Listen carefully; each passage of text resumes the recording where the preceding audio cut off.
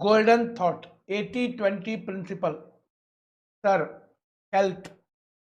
Health ಒಳಗಡೆ exercise ಮಾಡಿದರೆ health ಚಲೋ ಆಕೈತಿ 20%. But eating is important. Eating 80%.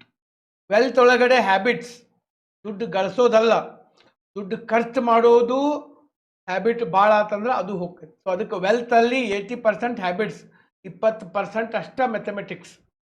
Talking 80% listening, 20% speaking.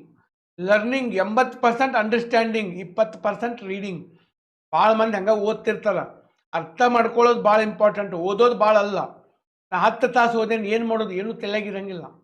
Achieve ಮಾಡೋದ್ರೊಳಗಡೆ doing 80%, dreaming 20% ಆಗ್ಬೇಕು. ನಮ್ಮದು ಡ್ರೀಮಿಂಗ 80%. ಓಕೆ, ನಾ KS ಆಗ್ತನು, PSI ಆಗ್ತನು, IAS ಆಗ್ತನು, ಡ್ರೀಮ ದೊಡ್ಡ ಇರ್ತಾವೆ. ಓಕೆ, ಕುಂತು ಓದಕ್ಕೆ ಭಾಳ ಮಂದಿ ರೆಡಿ ಇರೋದಿಲ್ಲ, ಅದಕ್ಕೆ ಭಾಳ ಮಂದಿ ಹಂಗೆ ಕುಂತ್ಕೊಂಡೇ ಇರ್ತಾರೆ. Okay, happiness 80%. ಪರ್ಪಸ್ ಇರ್ಬೇಕು, ನನಗೊಂದು ಪರ್ಪಸ್. ಓಕೆ, ಆ ಪರ್ಪಸ್ ಇದ್ದಾಗ ಹ್ಯಾಪಿನೆಸ್ ಇರ್ತದೆ, ಫನ್ ಅಲ್ಲ. Okay, relationship 80%. ನಾವು ಬಿಟ್ಟು ಕೊಡೋದ್ರಿಂದ ನಮ್ಮ ರಿಲೇಷನ್ಗಳು ಇಂಪ್ರೂವ್ ಆಗ್ತವೆ, ತಗೊಳ್ಳೋದ್ರಿಂದ ಅಲ್ಲ. Improving persistence. ಓಕೆ, ಪರ್ಸಿಸ್ಟೆನ್ಸಿ ಕಂಟಿನ್ಯೂಸ್ ಆಗಿ ಇರ್ಬೇಕು. ಇಂಪ್ರೂವ್ಮೆಂಟ್ ಐಡಿಯಾದಿಂದ ಅಲ್ಲ, ನನ್ನ ಕಡೆ ಒಂದು ಬೆಸ್ಟ್ ಐಡಿಯಾ ಐತಿ ನಾ ಇಂಪ್ರೂವ್ ಆಗ್ತೇನೆ, ಇಲ್ಲ.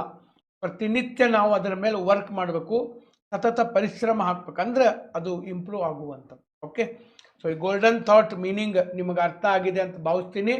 ಇವತ್ತೊಂದು ಕ್ವಶನ್ ಕೇಳಿದ್ದೀನಿ ನಾನು, ಏನಪ್ಪಾ ಅಂತಂದ್ರೆ ಯುರೋಪ್ ಖಂಡದ ಅತಿ ಎತ್ತರದ ಪರ್ವತ ಯಾವುದು ಅಂತೇಳಿ ನನಗೆ ಆನ್ಸರ್ ಹಾಕಕ್ಕೆ ಸಾಧ್ಯ ಆಗಿರಬೇಕು.